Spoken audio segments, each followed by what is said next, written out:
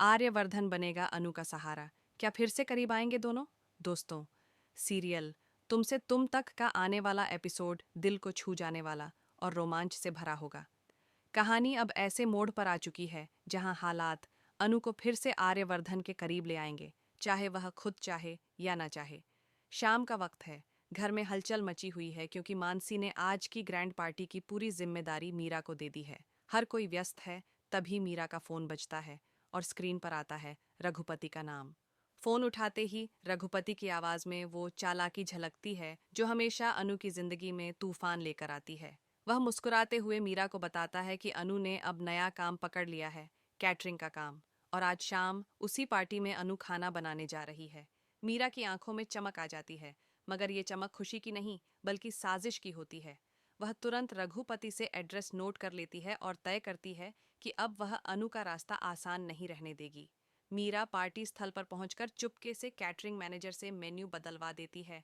ऐसा मेन्यू जिसमें ऐसे पकवान हैं जिन्हें अनु और उसकी टीम ने कभी बनाया ही नहीं। वह खुद से कहती है, देखती हूँ अब अनु, तुम अपने पापा का कर्ज कैसे चुकाओगी। उधर अनु जब अपने परिवार और औरतों को मेन्यू सुनाती है, सबके चेहरों का रंग उड़ जाता है। पुष्पा बोल उठती है, बिटिया, ये तो हमने कभी बनाया ही नहीं, और 100 लोगों का खाना, ये तो नामुमकिन है। कमरे में सन्नाटा छा जाता है। अनु की आंखों में डर तो है पर हिम्मत भी है। वह बोलती है, हम कोशिश करेंगे माँ, चाहे जो हो जाए। लेकिन तभी पुष्पा आसमान की तरफ देखती है और कहती है, हे अन्नपूर्णा माता, हमारी मदद कीजिए, किसी को भेज दीजिए जो हमारी सहायता कर सके। और जैसे किसी चमत्कार से दरवाजा खुलता है, सामने आर्यवर्धन खड़ा होता है। चेहरे पर हल्की मुस्कान, आंखों में सुकून।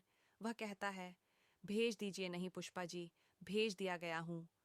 अनु उसे देखकर सन्न रह जाती है। उसका चेहरा गुस्से से लाल हो जाता है। वह तीखे लहजे में बोलती है, आर्य सर, आप यहाँ क्या कर रहे हैं? हमें आपकी मदद की कोई ज़रूरत नहीं।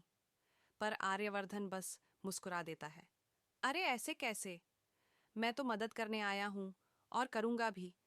अगर तुम्हें पसंद नहीं तो वहाँ बैठ जाओ चुपचाप। वह पुष्पा की ओर बढ़ता है और धीरे से कहता है, पुष्पा जी, आप ही बताइए, क्या मुझे आपकी मदद नहीं करनी चाहिए? पुष्पा मुस्कुराकर सिर हिला देती है, क्यों नहीं बेटा, तुम्हारी मदद तो हमें चाहिए। अनु चौंक जाती है। माँ, आप ये क्या कर रही हैं? पुष्पा प्यार से जवाब देती है, बिटिया, जिसने खुद चलकर हमारी मदद की पेशकश की है, उसे मना नहीं करना चाहिए। आर्यवर्धन के चेहरे पर संतोष झलकता है। वह मन ही मन सोचता है, अनु, मैं जानता हूं मैंने गलती की थी, लेकिन अब तुम्हें खुद से दूर नहीं जाने दूंगा। मैं तुम्हारा भरोसा फिर से जीत कर रहूंगा। रसोई में काम शुरू होता है।